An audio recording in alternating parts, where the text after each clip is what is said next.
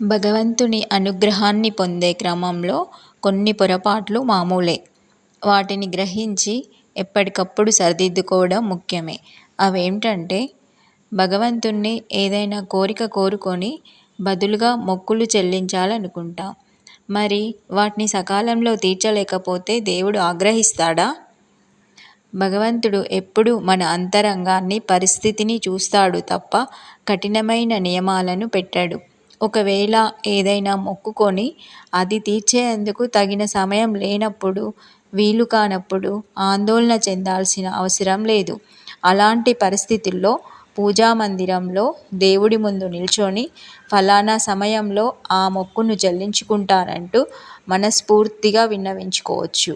అలాగే మరో పరిష్కారమూ ఉంది.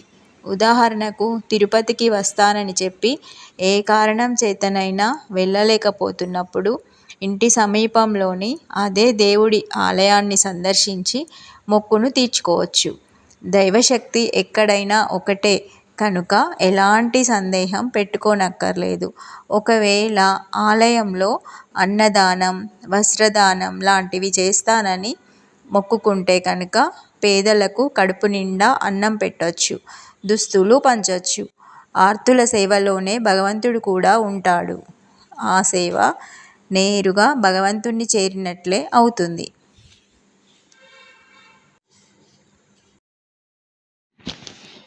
సుమంగళి స్త్రీలు తలనీలాలు సమర్పించొచ్చా? నిజానికి ఏ భగవంతుడు భక్తుల్ని జుట్టు ఇమ్మని అడగడు.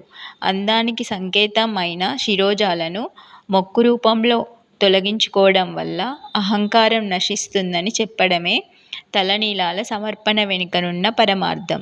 అయితే చాలామంది స్త్రీలు ఏదైనా మొక్కుకొని అది తీరాక తిరుమలలో లేదా మరేదైనా పుణ్యక్షేత్రంలో తలనీలాలు ఇచ్చేందుకు ప్రయత్నిస్తుంటారు.